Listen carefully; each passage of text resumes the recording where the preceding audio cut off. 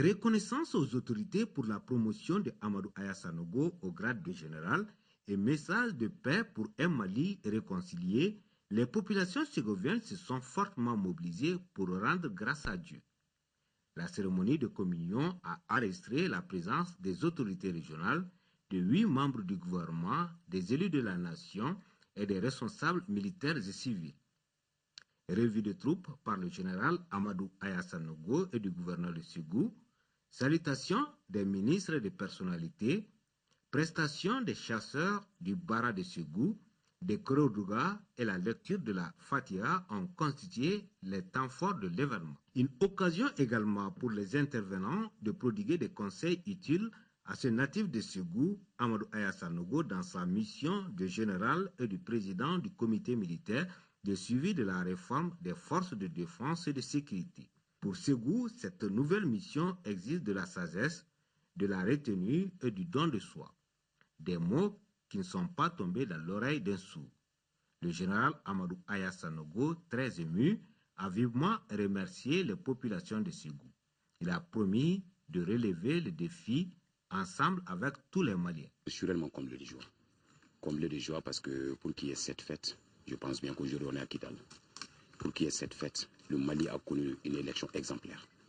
Et c'est la ville de Ségou, dont je suis issu bien sûr, qui a voulu me faire l'insigne honneur d'organiser cette fête pour célébrer la promotion que tout le Mali m'a donnée. À travers le président de la République, son Excellence, le professeur Djankouna Traoré. Je ne peux que me réjouir.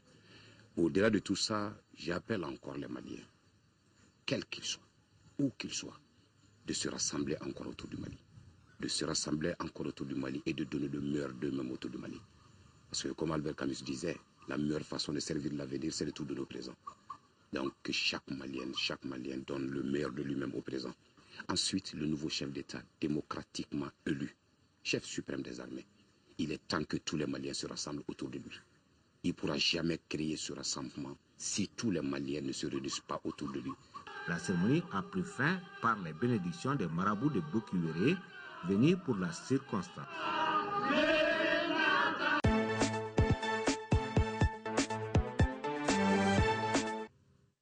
Ils sont au total 1034 ménages déplacés à Mopti, bénéficiaires de ce geste de solidarité du PADMO, un projet initié par SOS Village d'Enfants Mali. C'est ainsi que, au total, nous avons pu mobiliser la première fois 78,20 tonnes, 50 tonnes de riz, 9,100 tonnes de haricots et 2740 litres d'huile végétale.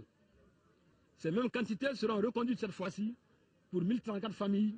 Cependant, je voudrais rappeler à celle-ci, c'est-à-dire aux populations déplacées du Nord, que la bienveillance des organisations humanitaires et l'hospitalité des populations d'accueil ne doivent pas leur faire oublier la nécessité, j'allais dire, le bonheur des retours dans leur localité d'origine, afin de pouvoir continuer à contribuer à l'œuvre de construction nationale.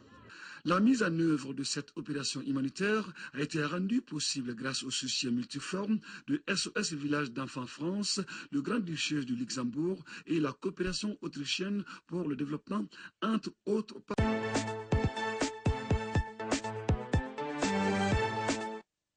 Je m'appelle Noura Massen Djigiba. Je représente le Mali. La richesse du Mali est la jeunesse de sa population. Voici les enfants. Cette 7e édition des cours de vacances de l'école Silo représente pour les humanistes une philosophie de base de leur mouvement, à savoir le respect et la promotion des droits fondamentaux de l'homme tels que l'éducation, la santé, l'emploi. Pour un montant global d'1 350 000 francs CFA, ces cours de vacances, activités socio-culturelles et éducatives et donations de kits scolaires est destiné à plus d'une centaine d'élèves de Kalabankura. Il est l'œuvre des volontaires humanistes italiens. Ces cours de vacances de l'école humaniste cadrent parfaitement avec les idéaux du centre d'accueil pour enfants en situation difficile Oasis. Nous, On soutient les enfants en situation difficile au Mali ici, dans certains nombres de quartiers et grâce au soutien financier de ces Italiens qui, de loin comme de près, ne cessent de nous appuyer. Les élèves des cours de vacances de l'école humaniste ont été encadrés par des volontaires italiens et maliens. On fait 2 semaines du champ de travail, on appelle ça comme ça, un cours de vacances, où on peut encadrer les enfants de façon différente des méthodes maliennes. Par exemple, on a beaucoup de copies comme ça qu'on va donner aux enfants pendant le cours. On apprend de faire beaucoup de choses de mathématiques, de géographie, toutes les choses que normalement ils ne font pas à l'école au Mali, parce qu'il n'y a pas les moyens pour le faire. Les 3 premiers, de la première à la 6e année, ont reçu des fournitures scolaires. En dehors des cours de vacances, activités socio-culturelles et éducatives, le Parti humaniste et l'association Unaltro Mondo ont parrainé 300 enfants. Depuis 2000, le premier enfant parrainé est admis au bac de cette année 2013.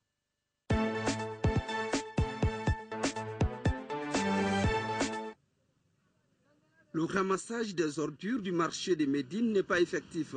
Face à cette situation, les marchands et les responsables municipaux restent embarrassés.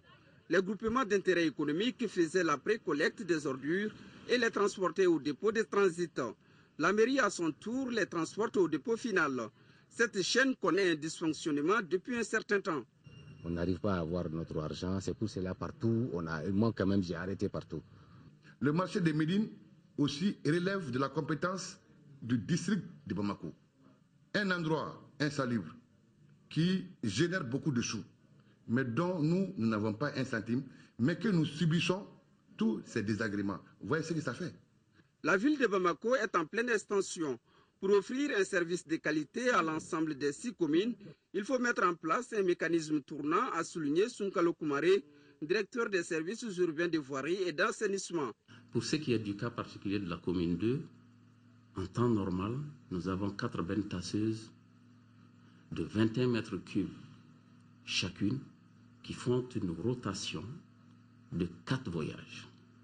Nous avons tenté qu'on nous donne le droit de sol, c'est-à-dire en disant que le marché de Soulou se trouve en commune 2, donc pour le côté assainissement, on va donner cette partie-là à la commune 2, mais jusque-là, rien. Ce serait bon, c'est l'idéal, que chacune des communes puisse avoir sa voirie. Mais aujourd'hui, je pense que ça sera chose très difficile. Tout le monde est responsable, a estimé Ibrahim Yossi, navré par cette situation indélicate. À lui d'ajouter que le vrai développement, la santé et l'assainissement constituent 3 équations et un dénominateur commun qu'il faut respecter pour contribuer au moins à la santé des citoyens. Bon, moi, j'ai venu ici, j'ai trouvé ici là, tout c'est sale. Bon, chaque personne qui prend son truc là, elle met ici, devant les routes des gitrons. Bon, les passages, les gens, bon, tous les gens viennent et voient ici, c'est pas bon.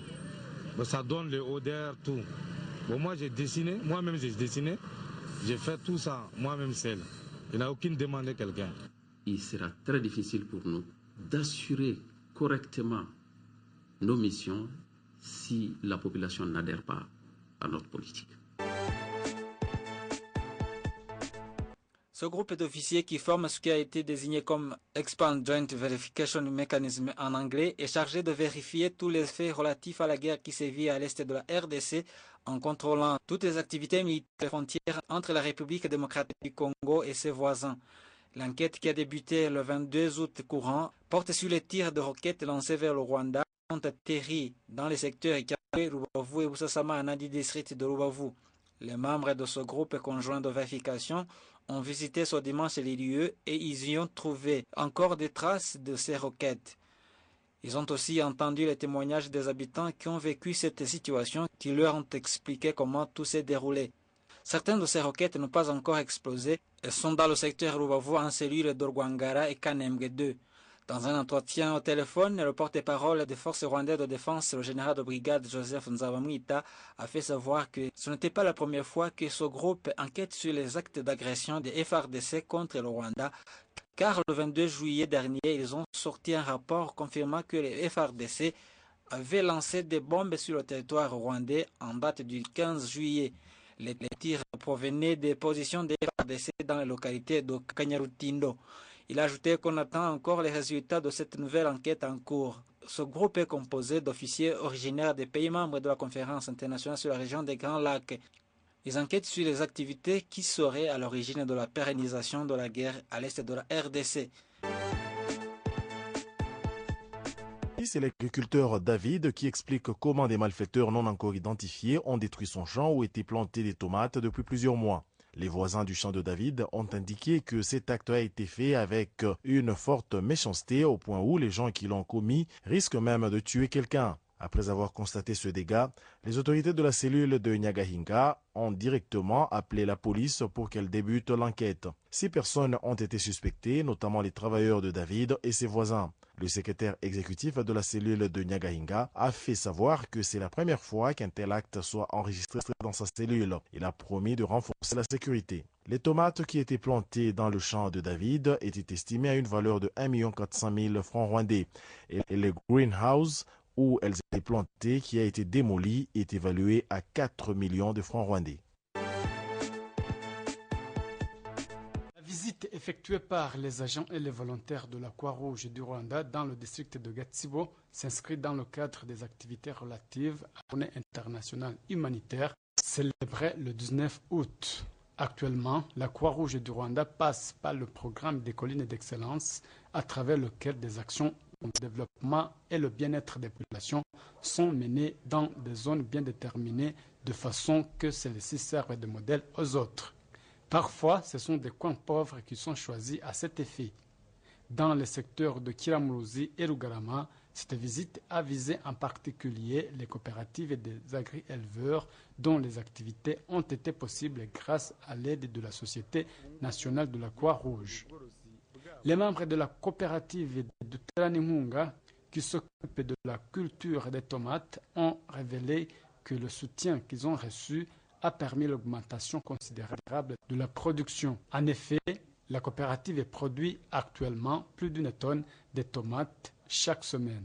Les membres de la coopérative Tuemaso, spécialisée dans l'élevage des porcs, témoignent également de l'importance de l'appui leur accordé.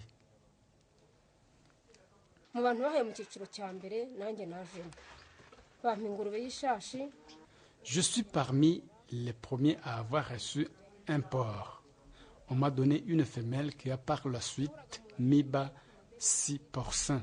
J'avais 3 enfants qui étaient à l'école secondaire et faute de moyens, j'ai toujours contracté des dettes pour payer leurs frais scolaires.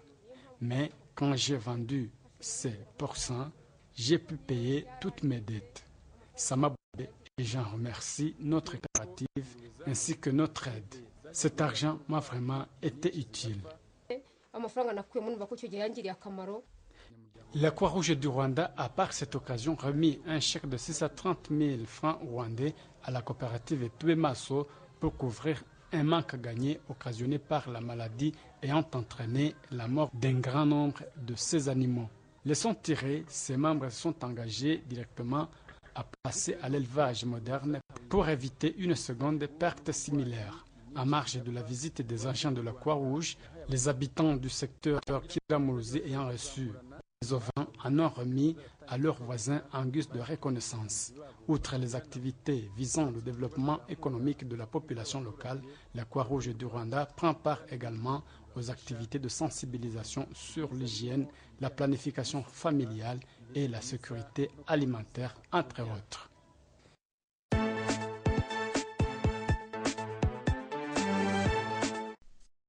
Au port de Kulamutu Mabimbi, le soleil ce matin est déjà très haut dans le ciel quand l'avion présidentiel se pose.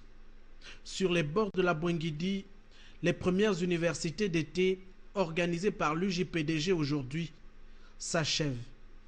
Le chef de l'État, en cette terre témoin de l'histoire, est venu apporter son soutien à la jeunesse et à cette initiative innovante. Il est temps que nous, jeunesse gabonaise, rompions avec des réflexes moyenâgeux qui conduisent à juger par la lecture d'un moment un travail de plusieurs années. S'il est admis de tout temps que la jeunesse dite sacrée est la variable d'ajustement de la société, il ne fait tout de même aucun doute que la jeunesse gabonaise est une caractéristique propre que cette messe et celle que nous espérons à venir permettront de vaincre. Les assises de Koulamoutou s'inscrivent bien dans le processus de modernisation du Parti démocratique gabonais. La thématique retenue, qui fait le lien entre les fondements de notre famille politique et la place que doit occuper la jeunesse dans le cadre du plan stratégique Gabon émergent, doit pouvoir vous préparer et bien vous préparer à relever ce défi. Aussi, je reste donc convaincu que ces assises vous ont permis, une fois de plus, comme ce fut le cas lors du 10e congrès ordinaire de notre parti, tenu à Libreville, d'échanger, de débattre en toute liberté, mais surtout de vous poser les bonnes questions qui amènent donc naturellement à formuler des propositions innovantes. L'émulation, le contact, l'engagement militant ici ont droit de citer. L'université d'été de l'UGPDG est désormais une plateforme d'échange. Ce qui est vraiment important pour les jeunes dans ce pays, c'est de mettre un vrai sens lorsque nous disons qu'il faut changer de mentalité et de comportement. Ça ne doit plus rester de simples slogans vides. Cela veut dire quoi? Ça veut dire que dans notre pays, malgré les difficultés, et il y en a, et nous au PDG, on n'a jamais caché qu'il y a des difficultés. On ne se cache pas la réalité. Mais nous savons que nous avançons. Au cœur de l'action du distingué président, la jeunesse, qui représente 65% de la population, s'engage pour le futur. Nous ne sommes pas des pessimistes au Gabon. Nous connaissons les problèmes, mais nous restons optimistes parce que l'optimiste, c'est celui qui se bat. C'est celui qui refuse. C'est celui qui dit non, qui dit cette situation-là, elle est mauvaise, mais je vais la changer. Et je me révolte pour la changer. Témoin privilégié de cet acte historique, le numéro 1 de la République a reçu un cadeau, symbole de reconnaissance à son action. Puis, avant de quitter la salle, le président Ali Bongo Ndimba s'est laissé emporter par quelques pas de jazz et une danse très répandue dans les milieux de jeunes.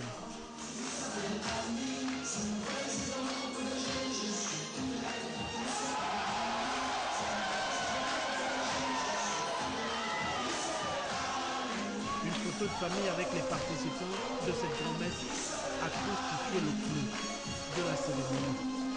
Port-Gentil sera le prochain rendez-vous des universités de l'Union des jeunes du Parti démocratique gabonais.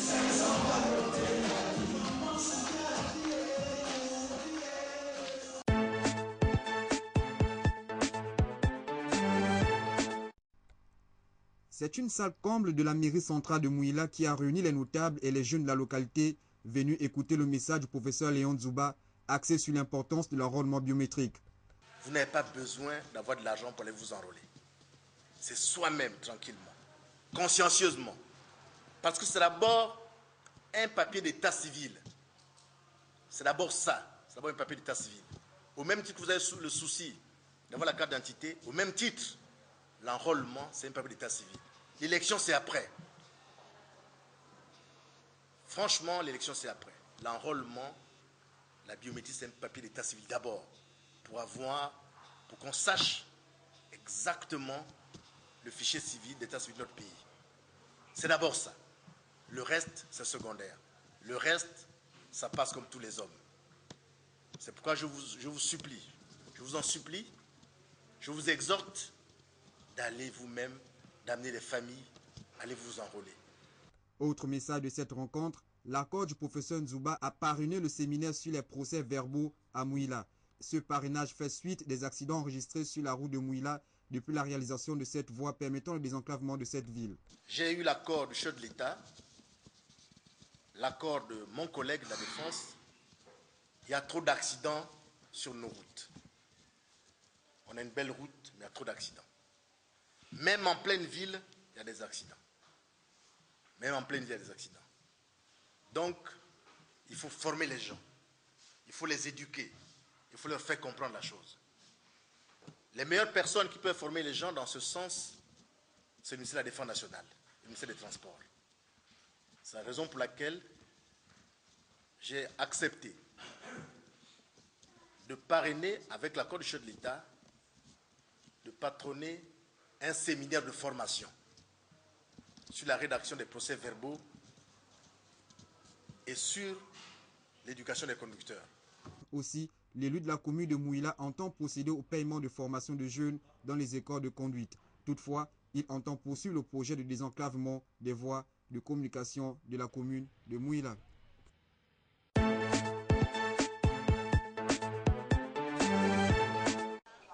L'esplanade de l'hôtel de ville d'Ovando a reçu ses plus beaux ornements pour recevoir les 1700 invités de l'édile de la commune Jeanne Bagou au repas des 53 ans d'indépendance du Gabon. Avant toute chose, la minute de silence pour Jeanne Fofoué, deuxième maire adjoint décédée le 6 août dernier, et une marque de reconnaissance envers la population. Tous les 17 août, nous avons l'habitude de nous retrouver pour partager ce petit repas. Nous n'avons pas pu le faire à temps voulu à cause du deuil qui a frappé l'institution dont nous avons la charge. Et ceci, vraiment, je vous remercie d'abord pour tous ceux qui nous ont soutenus tout au long de ce deuil. Nous avons pu, les Auvergnoises et les Auvergnois, partager cette douleur avec nous. Au nom du bureau du conseil, je vous en remercie. Profitons de toutes les opportunités pour sensibiliser les siens sur les devoirs citoyens. Le maire a insisté sur l'enrôlement. Nous vous invitons à vous faire enrôler. Ce n'est pas d'abord pour le problème électoral, mais sachez que l'enrôlement a aussi un objectif, celui de la constitution du fichier d'état civil gabonais. Vous savez, lorsque le gouvernement avait lancé le problème de la CNAMGS, beaucoup avaient négligé cela. Beaucoup ont parlé de politique en disant ça sont les affaires du PDG, on ne va pas le faire. Mais je sais que beaucoup le regrettent aujourd'hui. Donc c'est comme pour les opérations d'enrôlement. Je vous invite à vous faire enrôler. Il n'y a pas que l'élection. Allez vous faire enrôler. Il ne nous reste plus assez de temps. À Auvergne, vous avez suffisamment de centres pour vous faire enrôler. En bon attendeur, salut. Je compte sur vous pour vous faire enrôler, pour constituer d'abord le fichier d'état civil gabonais. Et au moment venu, pendant les élections qui pointent à l'horizon, cela vous permettra de choisir également vos responsables locaux.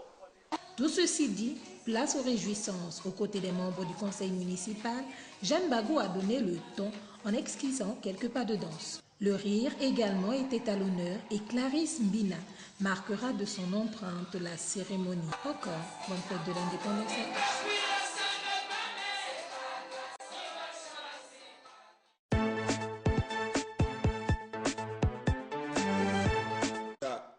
Chef-lieu du département de la CB Bricolo. Depuis quelques jours, la caravane culturelle et artistique s'ébranle dans toute la localité. La nuit tombée, à la place des fêtes, les caravaniers rivalisent de talons.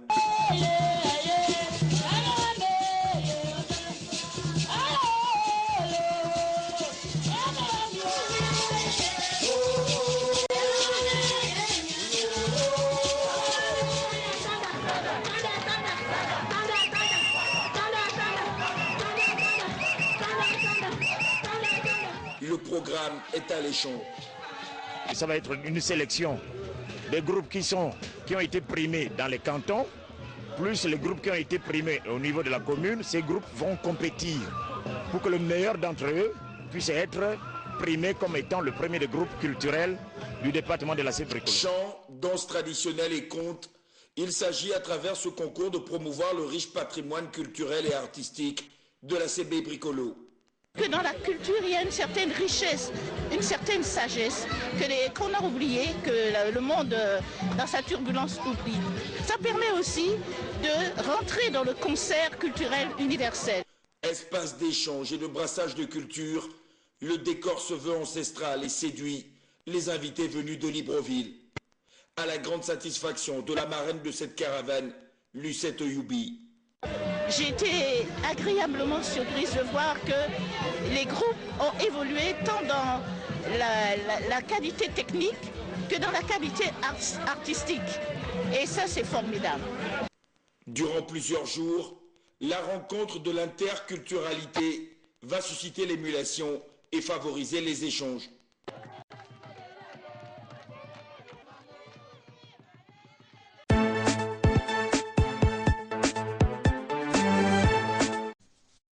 Afin de relayer le message du secrétaire général du Parti démocratique gabonais délivré à Makokou au cours de sa tournée nationale dans le Goué-Vindo, les fédérations A et B de la commune de Makokou se sont retrouvées dans la salle de mariage de la salle polyvalente du chef-lieu de la capitale ogivine pour une causerie de sensibilisation et de conscientisation à l'opération de l'enrôlement. Les membres du Conseil national de ces deux fédérations ont mis à profit cette rencontre organisée par le camarade Enongwe Flavien, qui n'a pas pu prendre part à cette manifestation, pour faire prendre conscience aux camarades pédégistes et aux sympathisants venus nombreux de l'intérêt de se faire enrôler.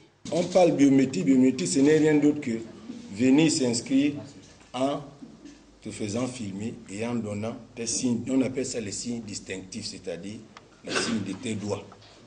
Il y a beaucoup de signes ailleurs, il y a beaucoup de signes qu'on prend, mais pour l'instant, c'est ça. Inscrivez-vous sur le fichier qu'on est en train de faire. Parce que demain, ce fichier-là va nous servir pour beaucoup de choses. Ce n'est pas seulement pour aller voter, c'est pour d'autres choses. Les autres choses-là, c'est peut-être pour faire la carte d'identité, c'est pour faire le passeport. On a eu beaucoup de problèmes ici. Oh, les pièces ne sont pas bonnes. Oh, ceci, oh, cela. C'est pour arranger tous les problèmes là. Les membres du Conseil national ont saisi cette occasion pour présenter les promus du Conseil national et du comité central. La cérémonie s'est achevée par une collation.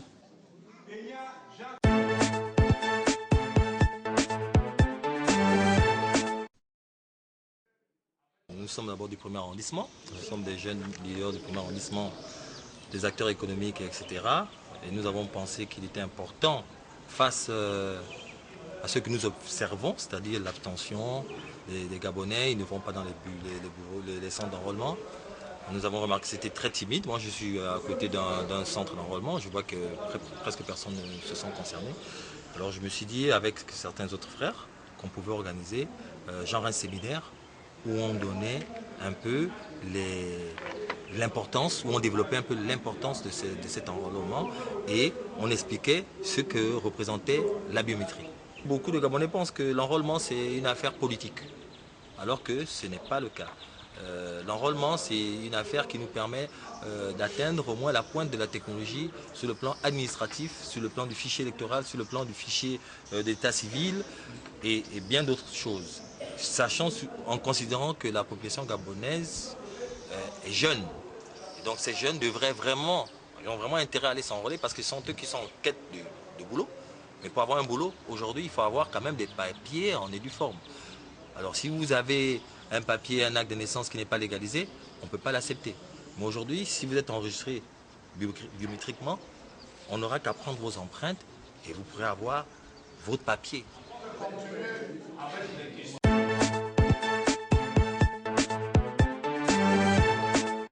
Les législatives et municipales se tiendront effectivement ce 30 septembre sur le territoire camerounais, le 15 septembre étant préconisé pour le lancement de campagne dans le pays.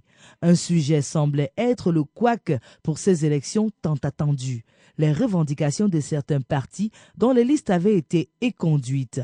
Mais fort heureusement pour le PADEC de Jean de Dieu Momo, tout semble être rentré dans l'ordre. Dans la confection du dossier pour la présidentielle, c'est une seule personne qui est candidate. Maintenant, dans la confection des dossiers pour la municipale, il y a 61 sièges. Et donc, il faut faire 61 dossiers. Il se trouve que nous avions remis les dossiers complets, mais que les CAM, je pense peut-être dans la manutention, une des pièces n'a pas été vue. Donc notre dossier a été rejeté pour pièces incomplètes, conformément à la loi électorale. Mais nous avons bénéficié du doute, puisque il n'y avait aucune preuve qu'au moment du dépôt, il n'était pas complet. On ne nous avait pas donné un récépissé où on disait qu'il manquait cette pièce. Donc nous avons plaidé là-dessus. Nous avons plaidé sur le fait que, ayant pris nos dossiers complets, la garde avait changé. C'est l'ECAM qui devenait gardien. Tout à sa joie, l'ex-candidat au présidentiel ne semble pas avoir lâché tous ses espoirs de voir son pays devenir une plateforme économique aussi bien que politique en Afrique centrale. Des roues, des pneus pour pouvoir traverser dans ces marécages-là. Il faut sortir ce peuple des marécages. Et on a la possibilité, si on a 1,5 milliard, ce qu'on gagne actuellement, de le faire. La mairie de Douala 5e, qui a 1,5 milliard de recettes, n'a pas de siège, s'il vous plaît. J'ai appris que le siège de la mairie est loué. La mairie loue un bâtiment, un immeuble à 1,5 million par mois. Depuis 15 ans là. Si on loue un immeuble à 1,5 million par mois, ça fait combien d'argent? Ça fait énormément d'argent. Vous êtes d'accord avec moi? Ça fait énormément d'argent. Nous voulons dire aussi à la jeunesse que elle s'apprête à travailler et non plus à observer. Si nous prenons la mairie de Douala 5e, nous devons faire avec eux. Nous voulons que chaque habitant de Douala 5e, chaque ménagère, chaque papa sente le changement dans la poche de la ménagère, dans son quotidien, dans son vécu quotidien. Ce n'est pas un rêve. Je vous dis que je ne suis pas là à la recherche d'un emploi. Je suis un avocat international, je gagne ma vie. Et j'ai mis mon argent pour préparer mon matériel de campagne, du bus, etc. C'est moi, c'est mon argent, c'est pas l'argent. Je n'ai pas fait d'emprunt. Je ne suis pas à la recherche d'un emploi, je suis à la recherche du changement pour le bien-être de mes concitoyens. Voilà ce que j'ai à dire. Vivement le 30 septembre pour le dénouement des législatives et municipales 2013 dans le pays. Dénouement qui nous dira si Douala 5e restera entre les griffes du pouvoir dirigeant.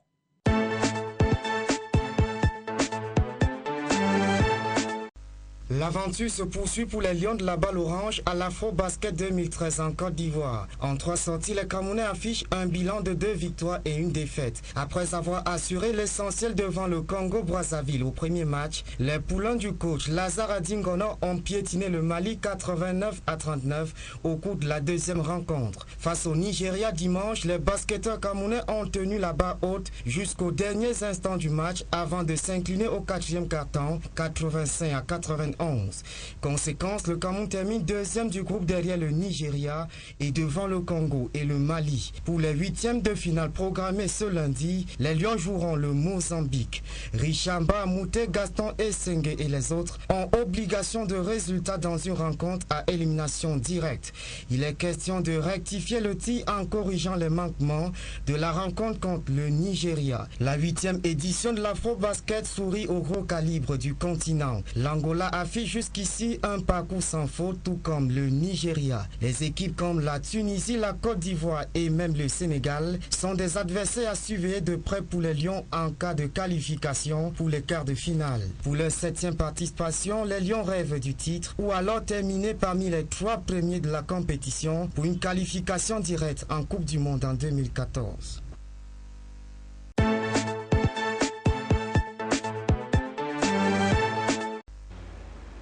Une journée d'entretien économique pour le Cameroun, l'initiative est de l'association Génération Renouveau. Et l'événement s'est tenu le 23 août 2013 à Yaoundé. Il y a des problèmes d'emploi des jeunes. Parce que si nous voulons être à l'action du président, il faut mobiliser les jeunes aux problèmes économiques pour qu'ils essayent de trouver une solution à leurs emplois.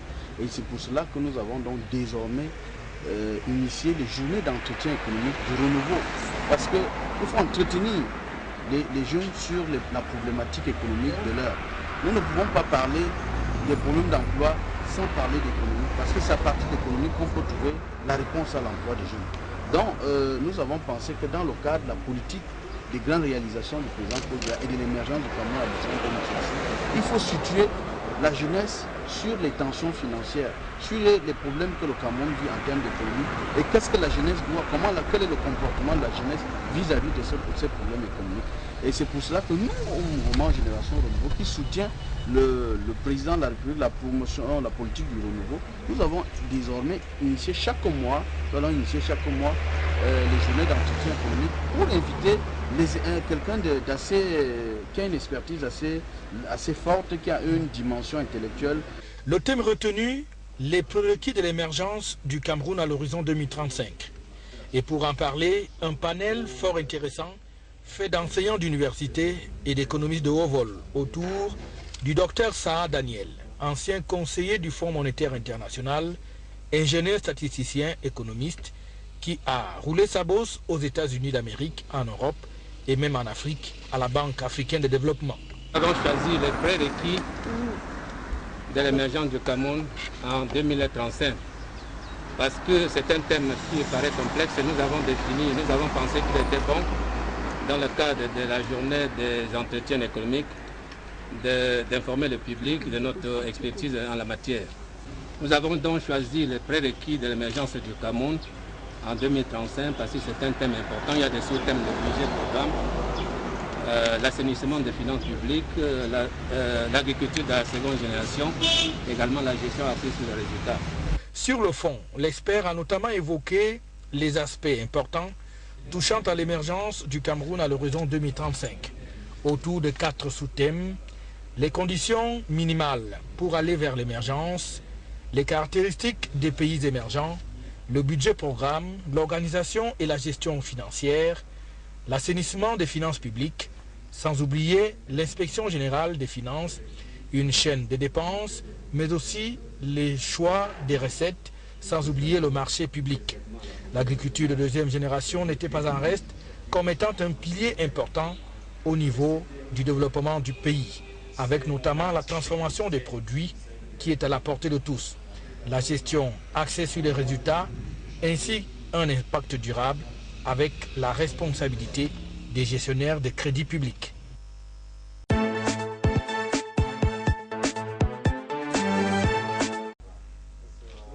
Les adieux de l'ambassadeur d'Égypte au ministre Pierre Moukoko Mbonjo des Relations extérieures. Ibrahim Moustapha Hafez, arrivé en fin de séjour au Cameroun, est allé revisiter les relations bilatérales entre les deux pays. Au sorti de cette audience, le diplomate égyptien a fait le bilan de son passage à Yaoundé. Au moment où je quitte le Cameroun, je rentre avec beaucoup de bons souvenirs. On a beaucoup travaillé. Avec la collaboration, avec la coordination étroite avec Son Excellence le ministre des Relations extérieures et toute son équipe, et avec l'équipe de l'ambassade, nous avons réalisé beaucoup de choses, comme la commission mixte s'était tenue durant 4 années pour la première fois depuis 10 ans. Il y a aussi une commission de suivi de la commission mixte. Il y a des coopérations dans le domaine de la santé, il y a des coopérations dans le domaine de la sécurité, il y a des coopérations dans le domaine de la journalisme, diplomatie, agriculture. Aussi, j'ai appris quelque chose que vous dites toujours, Mbolo. Ibrahim Moustapha Hafez a été rappelé au Caire où il va poursuivre sa carrière de diplomate au ministère des Affaires étrangères. Il retourne dans la capitale égyptienne où la tension est vive avec la contestation des frères musulmans. Occasion pour le désormais ancien ambassadeur d'Égypte au Cameroun d'évoquer ce sujet sensible. Après la révolution de 25 janvier et après la révolution de correction de 30 juin, il faut comprendre que la démonstration, c'est quelque chose normal en Égypte. C'est ça qu'on a changé. Mais ce qui n'est pas normal, c'est que ces démonstrations soient accompagnées de violence ou bien des armes ou des stipulations ou contre une institution d'État ou bien contre une église. C'est ça qu'on ne peut pas accepter. Plus de 900 morts dans les manifestations au Caire en une semaine. Les frères musulmans continuent de dénoncer le renversement du président Morsi, démocratiquement élu. Le diplomate lui parle de haute trahison. Il était démocratiquement élu, mais il n'a pas respecté la Constitution, il n'a pas respecté le contrat entre lui et le peuple, il a trahi le peuple. Si vous regardez la télévision, vous voyez il y a les milices qui appartiennent à l'ancien président. Je ne crois pas. Ça c'est la démocratie. Je ne crois pas le drapeau d'Al-Qaïda au Caire ou bien les activités de Mohamed El-Zawahri, les frères d'Ayman El-Zawahri. Et ça c'est un acte démocratique. Ce n'est pas du tout la démocratie. Et c'est pour cela nous disons à tous les pays libres, tous les pays qui respectent les droits de l'homme, de la démocratie, de soutenir l'Égypte dans le combat contre le terrorisme. Après quelques années passées en terre camerounaise, Ibrahim Afel retourne en Égypte avec des souvenirs d'un pays ami stable, une stabilité que recherche actuellement le pouvoir et le peuple égyptien.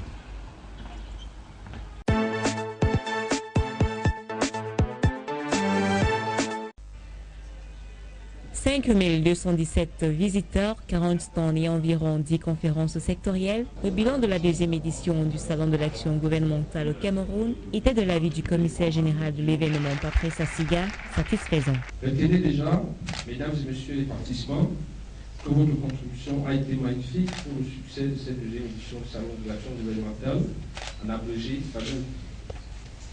Au niveau du comité d'organisation, nous espérons faire mieux que ça la prochaine fois, et bien évidemment avec votre soutien.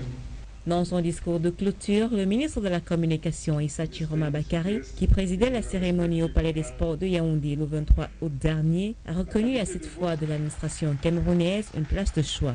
Elle constitue en effet la vitrine idéale pour les actions du gouvernement engagées dans la quête pour l'émergence à l'horizon 2035. Généralement, un ministre qui communique choisit une thématique. Et c'est des journalistes qui sont des interlocuteurs. Le salon, c'est en plus des journalistes, c'est tous les citoyens. Quiconque a une idée sur quelque département ministériel que ce soit, a l'opportunité de rencontrer le chef du département, poser des questions. Simplement parce qu'il est créateur d'emplois, mais en but à l'ignorance. Il est chercheur d'emploi, il détient une qualification, mais il ne sait pas quoi en faire. À l'occasion donc de cette rencontre, brassage des idées et autres, les uns et les autres trouvent nécessairement leur compte. Pour les participants à ce salon, les fruits ont tenu la promesse des fleurs. Nous sommes satisfaits. Je crois qu'à tout moment, Kamwata sera toujours là pour répondre et pour communiquer avec l'opinion et pour expliquer l'état d'avancement des activités. On rappelle Patrice Assiga, expérimenté pour la seconde fois le Salon de l'action gouvernementale. Une initiative qu'il compte renouveler en 2014 avec plus de succès. En attendant, le commissaire général donne rendez-vous pour le 19 novembre prochain. Ce sera alors la première édition du Salon des investisseurs.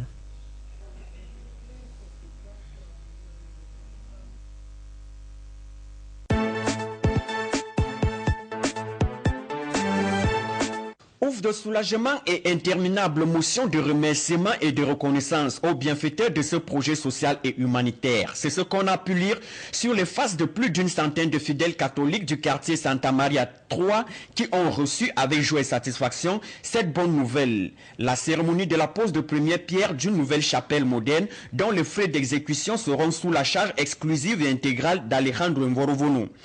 Un acte de bienfaisance qui accompagne au nôtre celui de Juvenal Mbomoyo qui a gracieusement offert une parcelle de terrain où sera construit cet édifice religieux.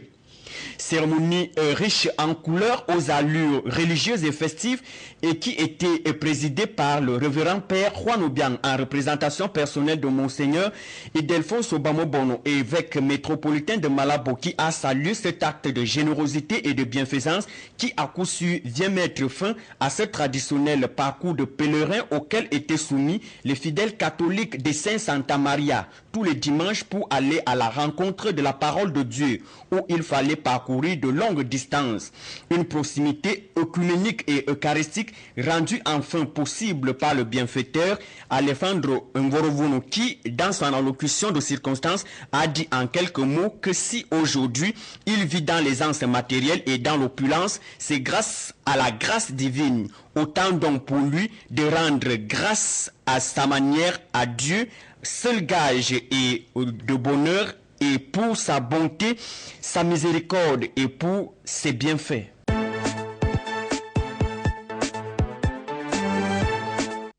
Cette visite d'inspection du ministre d'Agriculture, Miguel Oyondong Mifumu, est consécutive à l'initiative du président de la République sur la promotion d'une production agricole locale accrue.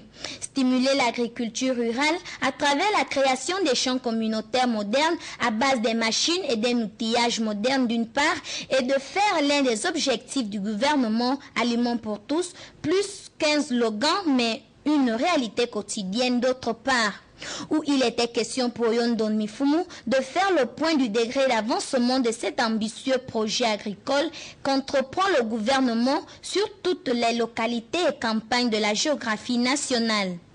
Le ministre d'Agriculture était accompagné dans cette descente sur le terrain par le gouverneur de Bioko Sud, Antonio Elangema, et l'ambassadeur coréen Kwak Jin-kwak pour toucher du doigt l'état d'avancement des travaux des différents champs modernes en plein cours de la forêt équatoriale dans la province de Bioko Sud, dont le maître d'ouvrage est une entreprise nord-coréenne. Un champ moderne qui s'étend sur une surface fertile de plusieurs centaines d'hectares qui produira tout genre de fruits tels que bananes, ananas, plantains, oranges, entre autres. Assorti des jardins modernes dont la production sera destinée d'abord à la consommation locale avant de s'étendre vers l'exportation.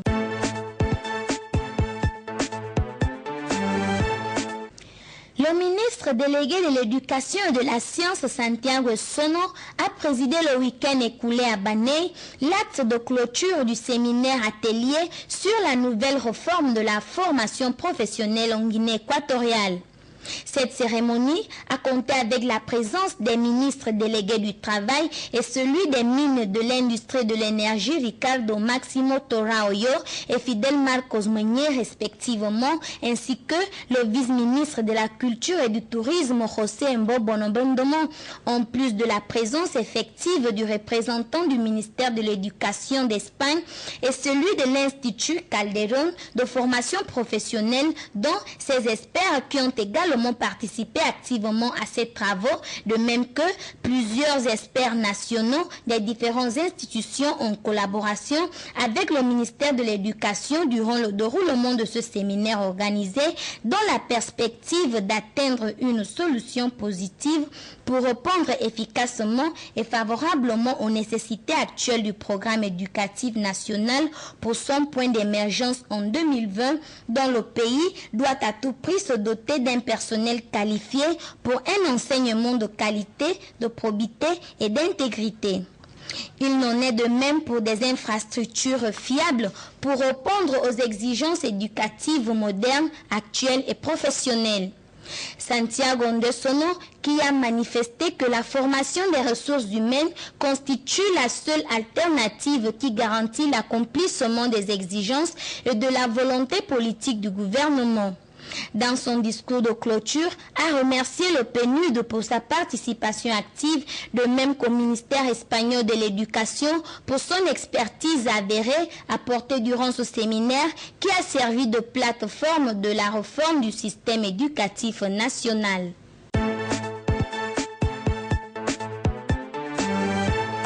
Le ministre délégué de l'Intérieur et des collectivités locales, Lioka Diondomounou, a présidé vendredi dernier l'acte de clôture du séminaire de renforcement des capacités sur l'organisation, le fonctionnement, la discipline et la gestion budgétaire des mairies, dont le palais des congrès et des conférences d'Ongolo de Bata a servi de cadre durant pratiquement une semaine.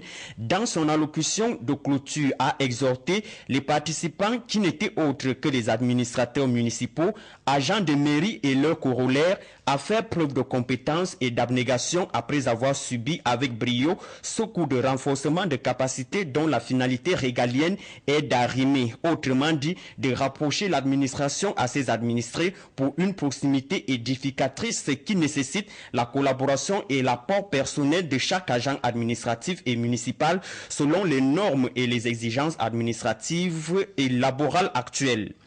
Le cas d'Ondomouniou a également salué la massive concurrence des séminaristes à qui il a remercié et félicité, de même qu'aux différents enseignants et facilitateurs des dits travaux, avant de réimprimer et réitérer aux maires et autres agents municipaux le mot d'ordre du gouvernement, la sauvegarde de la paix, la concorde, l'harmonie sociale et la sécurité de leurs différentes circonscriptions administratives. C'est par cette photo de famille qu'a pris fin avec satisfaction ce séminaire.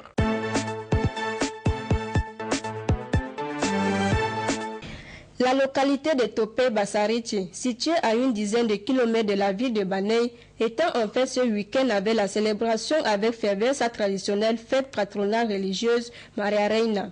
Les activités organisées à cette occasion ont initié tambour battant vendredi dernier avec des exhibitions culturelles dans les principales rues de la localité après avoir organisé des causeries éducatives à visée culturelle sur l'origine et l'étymologie de Topé Bassarichi sous la charge d'un jeune de la localité. Dans la journée de samedi, l'agenda des festivités prévoyait des jeux infantiles, concours de tresses, de coiffures, défilés de mode, entre autres.